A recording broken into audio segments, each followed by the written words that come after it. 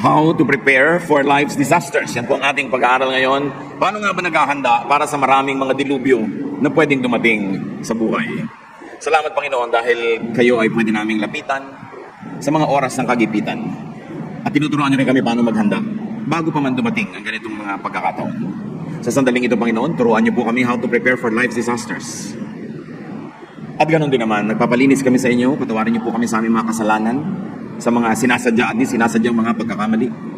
At patawarin niyo rin kami, Panginoon, sa mga kasalanan namin sa aming kapwa, sa aming panghuhusga, sa mga hindi namin naiintindihan, sa aming mga pagsasalita ng di maganda, sa aming mga iniisip na hindi ka nais-nais.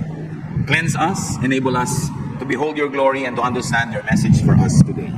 Take over, O God, be our speaker. Use your servant only as your instrument, and may we hear your voice. Father, we seek you. We ask for your blessing. In the name of your Son, our Lord Jesus Christ. Amen. Life's disasters. Ano-ano nga ba ang mga yan? Isa, sudden poverty. Yung biglang nawalan ka ng trabaho, biglang nawalan kayo ng hanap buhay, biglang naubos ang inyong mga pinagkakakitaan, malaking disaster kasi may magugutom, may mga hindi maipapagamot, may mga hindi mababayaran. Suddenness could add grave weight to a financial disaster. Mas bigla, mas mahirap dalhin. Isa pa po na disaster sa buhay is grave illness. Isang grabing sakit. And of course, it becomes worse if sudden and with poverty. Yung magkasakit ka, disaster na yon. Pag bigla pa, wala kang paghahanda, at di kasama pang paghihirap dahil wala kang pera, lalo namang mahirap. Another disaster is grave fall.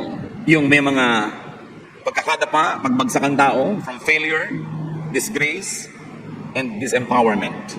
Again, it is worse if with poverty. Minsan hindi mo alam, fortunes are reversed. People that are at the top suddenly fall and get to the bottom. People who are honored could be disgraced. Such things can happen. Another disaster is grave emotional pain. Bereavement. Mamatayan ka ng mahal sa buhay.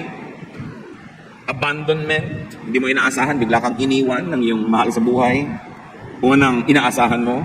Betrayal is a disastrous experience. Again, it becomes worse if with poverty.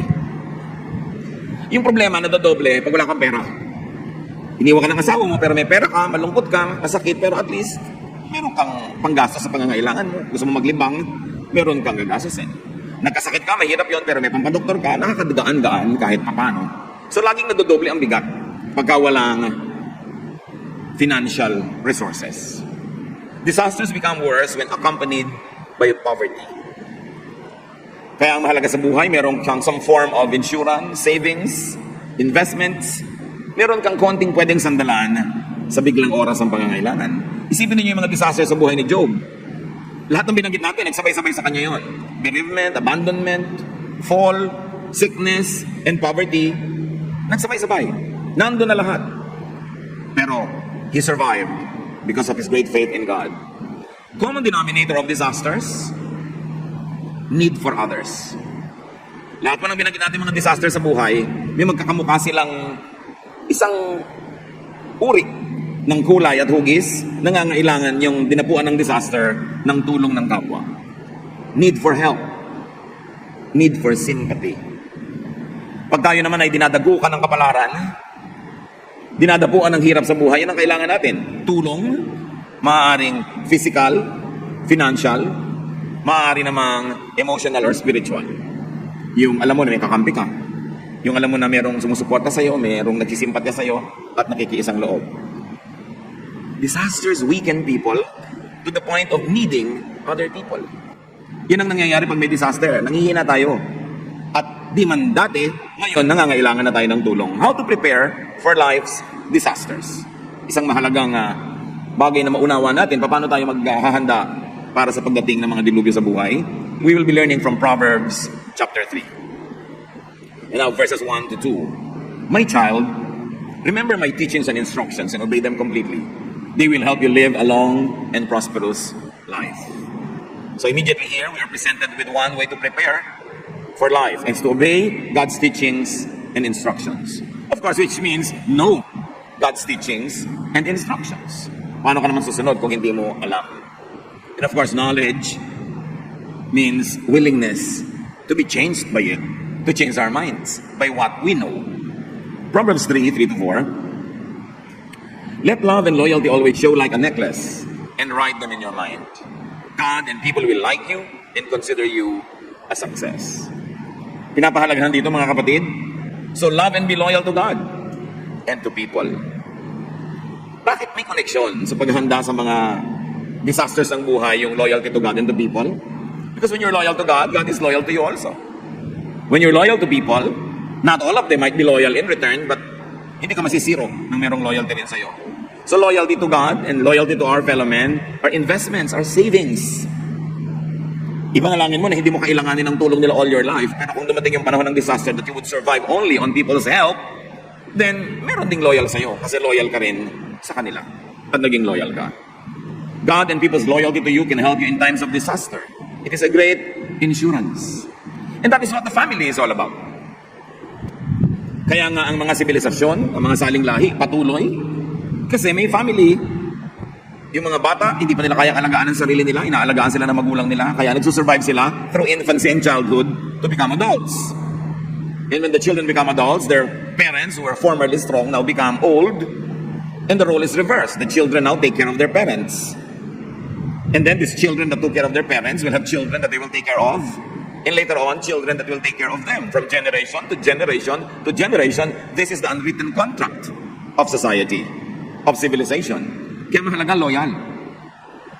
May mga husbands magiging disloyal sa wife, iiwan ng wife and children, magpapasarap sa buhay. Pagkatapos, pagka nagkasakit at matanda na, babalik na sa wife para magpaalaga sa mga anak. May mga wife na talagang martir at bayani, tinatanggap pa rin nila kuminsan kung kahit bumalik sa kanila, wasak-wasak na, taalagaan na lang. Pero mahirap yatang mahanap yan din ganong care from your children that you never cared for.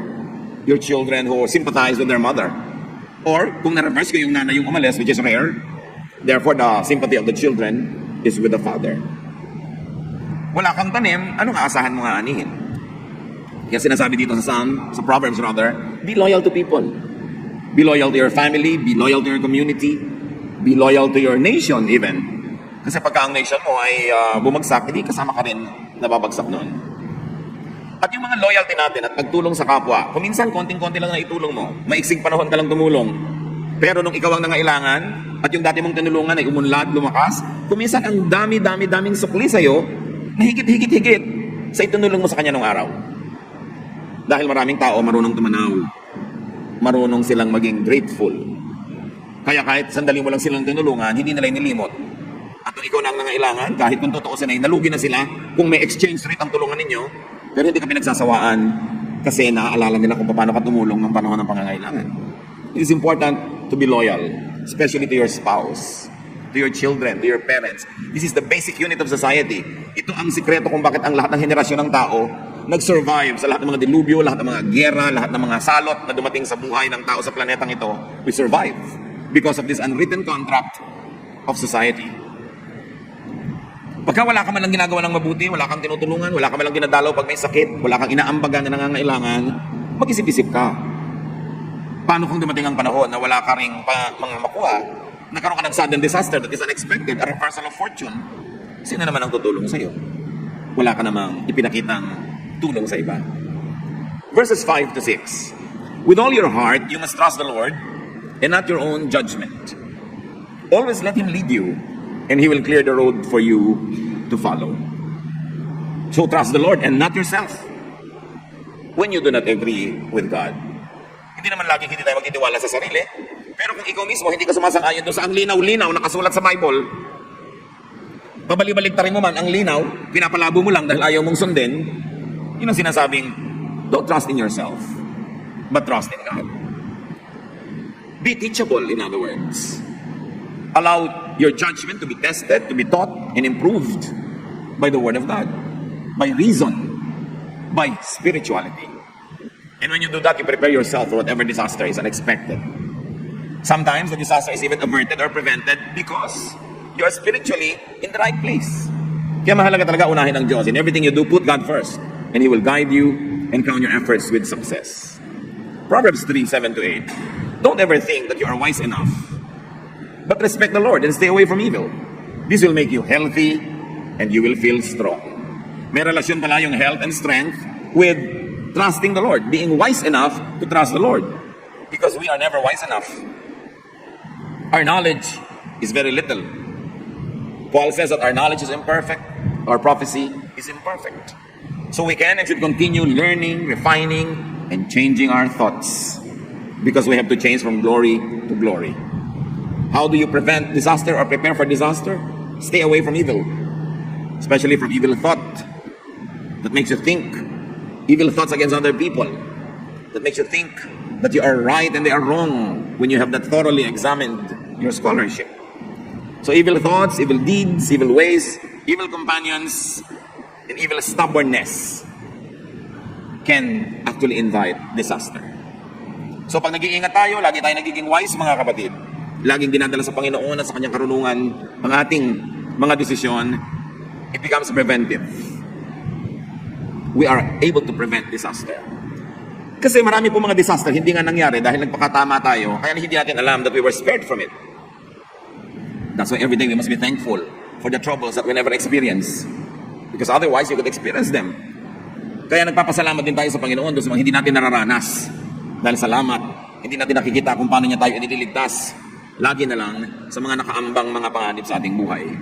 Proverbs 3:9-10, honor the Lord by giving Him your money and the first part of all your crops. Then you will have more grain and grapes than you will ever need.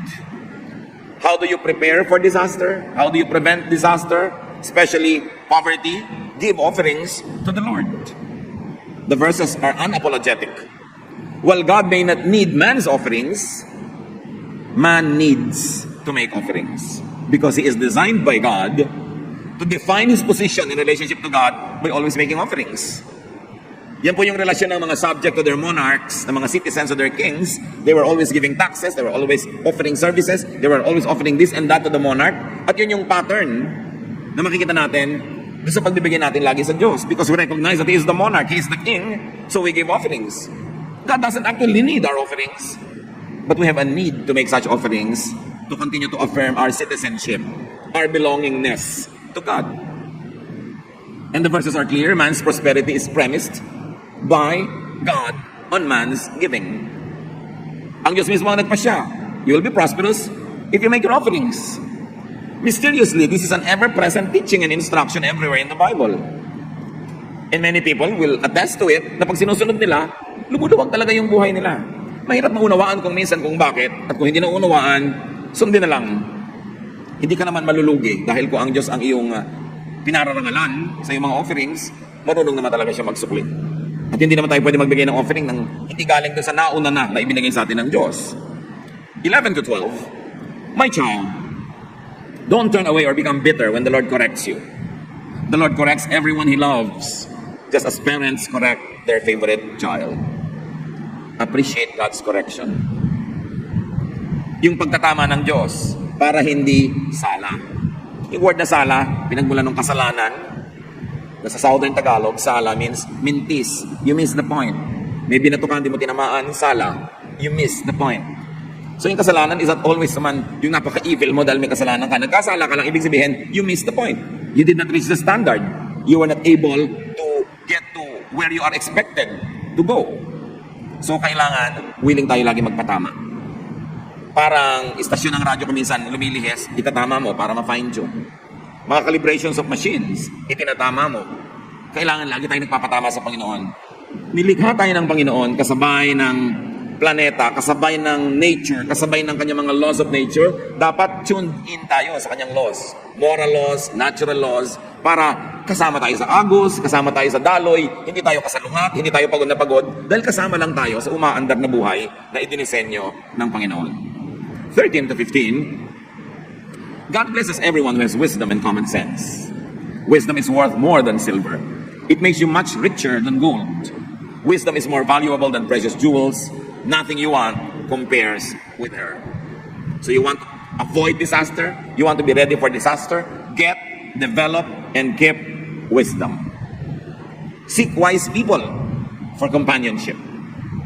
Kaya lang syempre, kung ang kausap mo, mas maraming alam kaysa sa'yo, mas nauna na siya sa isang landas na ngayon mo palang pupuntahan, pwedeng may mga ituturo siya o sasabihin na hindi mo maunawa. At kumisan dahil limited ang yung pangunawa, pwede ka pang mag-isip na siya yung mali. Pwede ka pa magalit sa kanya, pero dapat willing tayo to hear something even though we don't agree with it, to study it, to consider it. Halimbawa, meron kayong naging pagdedebate ng isang tao. Meron kang ideya 1 at siya ay may ideya 2. Pag-aralan mo na yung ideya niya. Hindi lang para talunin mo siya sa debate, kundi unawain mo talaga. Kasi pag naunawa mo yon, malalaman mo kung talagang mali yun o tama. Kung nakita mo talagang mali dahil pinag-aralan mo, hindi maipapanalo mo ang inyong diskusyon kasi pinag-aralan mo talaga. Pero dapat willing ka rin na sa iyong pag-aaral, kahit ang una mong layunin ay humanap ng mali doon para matalo mo, pero sa pag-aaral mo, kung napatunayan mong tama pala yung idea na yon, dapat willing ka ngayong isuko yung dati mong pananaw at doon ka sumunod sa ideyang tama. Hindi ka talo nun. Natalo ka lang siguro sa debate, natalo ka sa diskusyon, pero pagka ikaw yung sumunod sa katotohanan na napatunayan mo matapos mong pag-aralan, hindi pagiging talo ang sumunod sa katotohanan at pagbitaw sa isang hindi katotohanan or a lesser truth. Many people, when they have to discuss with other people, especially when they have opposing ideas, they study only to prove their point at para panigasan yung point nila. Wala kang mapatututunan doon kasi decided ka na what you want to learn and what you are willing to learn. But when you objectively try to study the other person's point of view, in search for truth, not in search for victory in the debate, then you will find the truth. And that truth can set you free. Huwag na huwag kayong mag-aaral para lang panigasan ng inyong paninindigan. Mag-aaral talaga kayo para hanapin ang katotohanan. At kung yung katotohanan, hawak nung kalaban nyo, edi sabihin nyo, oy, tama pala yung hawak mo, yung katotohanan, makikihawak na rin ako, bibitawan ko itong dati kong hawak, panalo ka nun, hindi ka talo.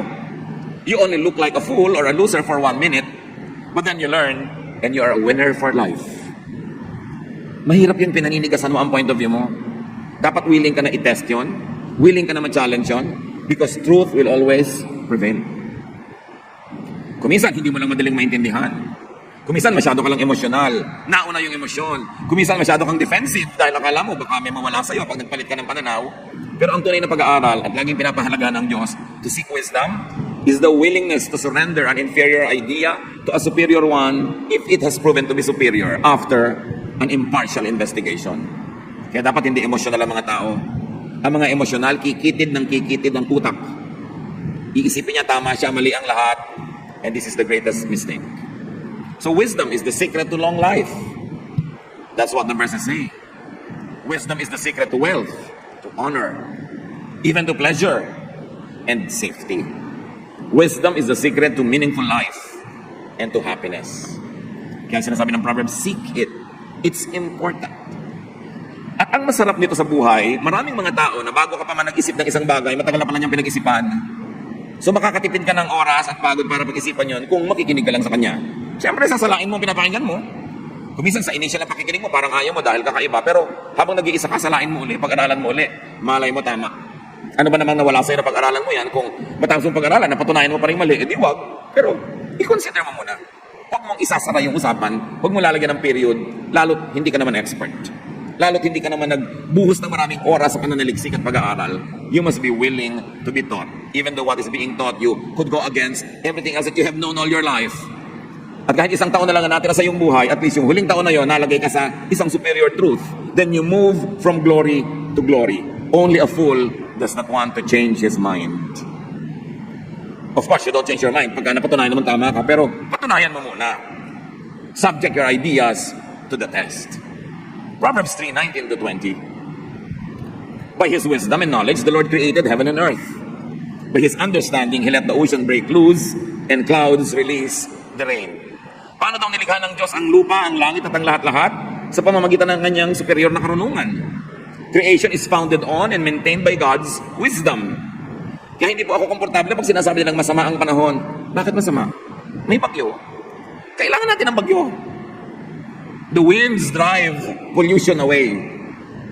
Naguhugasan ang buong syudad ng dumi-dumi ng malakas na ulan.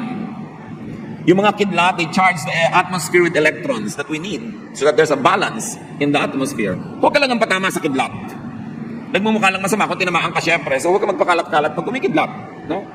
Huwag kang tumira doon sa pwedeng daanan ng baha dahil pag marami talagang tubig, may temporary baha. Huwag mong barahan yung mga kanal at mga ilog para sandali lang yung baha, lumampas na. Eh kung ang daming bara, nagtatagal, nagmumukha tuloy masama. Walang masamang panahon. Kasi ang Diyos ang lumikha ng mga seasons, ng weather, and we need all that for balance. So, sabi niya, by His wisdom and knowledge, the Lord created heaven and earth. So, the wise will harmonize with creation and the laws of nature. How do you prepare for disaster? Ayaw mong bahain ka? Do what you can not to live in the paths of waters. Ayaw mong ikamatay, maguhuan ka ng dahil sa lindol? Kung kaya mo, sikapin mo huwag kang tumira sa mga pwedeng gumuho. O tibayan mo ang iyong ginagawa. May laws of nature kasi. Hindi natin pwedeng labanan. Makiayon ka na lang, alamin mo yung mga batas, sundin mo para ma-minimize ang possibility of disaster. Mahina ang katawan mo, puyat ka. Kaya ka nga pinapaantok ng Diyos Pagka mahina ang katawan mo, yung pagod na pagod ka, kasi para magpahinga ka, huwag ka umalis ng bahay. Pag mahina yung katawan mo, puyat ka, tapos lumabas ka ng bahay, nakipagsiksik ka sa mga tao, may mga may sakit doon, bumahing sila, umubo na, natamaan ka, nalanghap mo, mahina yung katawan mo ng oras na yon, mahahawa ka, kasi wala ka resistance. Dapat tayong nakikinig sa katawan natin. Yung mga iba, pagod na pagod, antok na antok, anong gagawin? Iinom sila ng mga artificial drink na dami-daming asukal para magising. Kaya ka pinapaantok ng Diyos para ka matulog. Pipilitin mo ngayong hindi matulog dahil may gagawin ka. Ano mangyayari? Sinisira mo yung katawan mo dahan-dahan. Once in a while, I see drivers doing this kasi mahaba yung biyahe, umiinom. Pero dapat sandali lang yung iinom ka ng artificial energy drink. Pag ubos na talaga yung tunay na energy mo, ipagpapahinga mo yan, kakain ka, yun ang gusto ng Diyos. Pag nakabalik na yung energy mo, tsaka ka uli dapat kumilos. Pero sabi nga na iba, emergency case ito, alam nga namang hindi ako mag-drive, sa gitna na ito ng biyahe. Pero dapat hindi madalas na gano'n. Pag inaantok ka, dapat itulog. Yung iba naman kasi kaya inaantok during the day, madaling araw na, naka-Facebook pa. Ayaw pang matulog. No? So, kailangan itulog mo. Law of nature. So, you are wise, do not fight nature. Blend with it. 21 to 26. My child, use common sense and sound judgment. Always keep them in mind. They will help you live a long life and a beautiful life. You will walk safely and never stumble. You will rest without a worry and sleep soundly. So, don't be afraid of sudden disasters or storms that strike those who are evil. You can be sure that the Lord will protect you from harm. Andito yung formula. How to protect ourselves from harm and disaster? Live a godly life. Follow God's laws. Even natural laws are God's laws.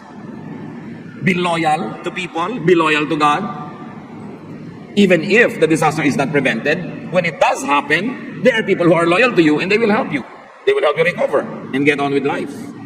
Wisdom, godly living, protects people from life's sudden disasters. Nakakatulong yung insurance, nakakatulong yung savings, nakakatulong yung kung ano-ano pa. Pero number one, godly living. Wisdom. Preventive pa. Hindi lang curative, preventive pa. Of course, when you say prevention, you mean prevention of disaster.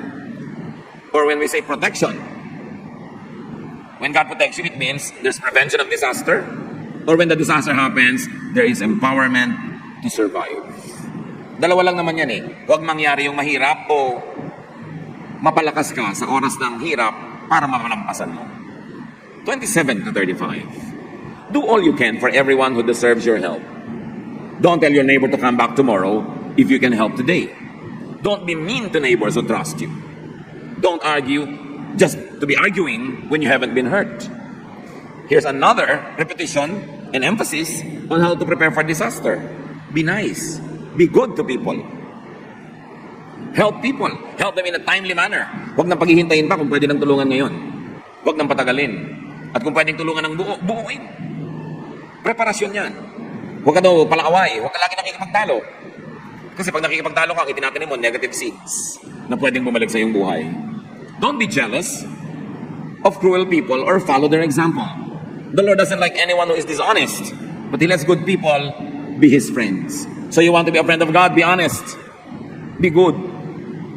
He places a curse on the home of everyone who is evil, but He blesses the home of every good person. Ito yung unseen blessing kasi hindi nakikita ng mata. But the Word of God is true. God protects the homes of those who please Him, of those who are godly. The Lord sneers at those who sneer at Him, but He is kind to everyone who is humble. You will be praised if you are wise, but you will be disgraced if you are a stubborn fool. So wisdom prevents disasters from happening. Wisdom helps one if and when disasters come. So wisdom, as we have seen here, is defined as being good to people. Hindi lang yung alam mo yung mga philosophies, alam mo yung theories, alam mo yung mga high-sounding ideas. Streetwise wisdom is being good to people. If you are good to people, you are wise. Being good, doing good is man's best preparation for and man's best help in times of disaster. Doing good positions man to receive God's protection and restoration. And very importantly, other people's help. Napakahalaga. Pag bata ka pa, hindi mo pa alam ang halaga ng tulong ng kapwa.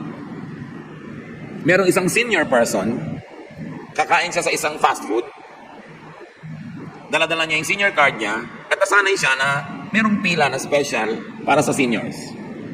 Eh, tinanggal ng fast food na yun, yung special pilahan. Pupunta ngayon sa harapan nitong matanda, at ipinakita niya yung kanyang senior's card, at sabi niya doon sa sales clerk, sabi, Ineng, senior ako, pakiuna mo ako. Ay, pila po kayo doon. Ayaw siyang pansinin. Pumunta siya doon sa isa pa, ayaw din siyang pansinin. Ipinatawag niya yung manager, ang sabi rin, pumila na lang po kayo, maiksi lang naman po ang pila. Ang hindi nila biglang inaasahan, biglang nangisay itong matanda, at biglang nanginig, pinagpawisan ng malamig, yung pala ito ay diabetic. At nag-hypoglycemia siya, bumababa yung sugar, na halos ikakamatay yun ng mga tao. Natakot ngayon silang lahat kung ano nangyayari sa matandang ito. Kung pwede nilang subukan nila agad ng pagkain na libre at lahat-lahat. So nung mahimasmasan, sabi sa kanila ng matanda, kami mga senior, kaya binibigyan ng ganyang pribilehiyo, hindi lang dahil matanda kami. Kasi mahihina na ang katawan namin, meron kami mga sakit. Hindi namin kayang tumayo ng matagal sa pila. Pag bigla kaming nagutom, biglang-bigla, pwede naming ikahimatay. Kaya kami binibigyan ng ganyang pribilehiyo. Hindi lang yan pag-abuso dahil lang matanda kami. Hindi kasi naintindihan ng mga bata eh. Ang babata kasi ng empleyado sa fast foods.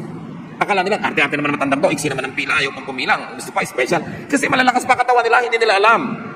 Alam niyo sabi ng matandang nyo sa mga tao, tatanda din kayo. Malalaman nyo rin kung bakit. So it is the reason why we are not kind, because we don't understand. Just be kind. Even if you don't understand, how can you go wrong if you're kind? Kung minsan merong nagmamadali sa pila, kung pwede mo naman pagbigyan. Hindi mo naman ikamamatay na pagbigyan siya. Hindi ka naman emergency case, baka siya may emergency case eh. Kung minsan din sa driving, ganun eh. Merong bakit pa nagmamadali ito sobra? Hindi mo alam kung biglang tumawag pala yung asawa niya dahil manganganak na o kung ano man ang dahilan. People have reasons. And seldom that we understand their reasons. That's why it's just good to be kind. How do you prepare for life's disasters? Ang mga bata kasi, ganun talaga. It's one of the definition ng bata. Hindi niya alam na may mga disaster pala ang buhay. Hindi niya alam na pwede palang mangyari yung lumabo ang iyong mata, pwede palang humina ang iyong tuhod, humina ang iyong resistensya. Kaya, kumisan, hindi sensitive. How do you prepare? Be wise.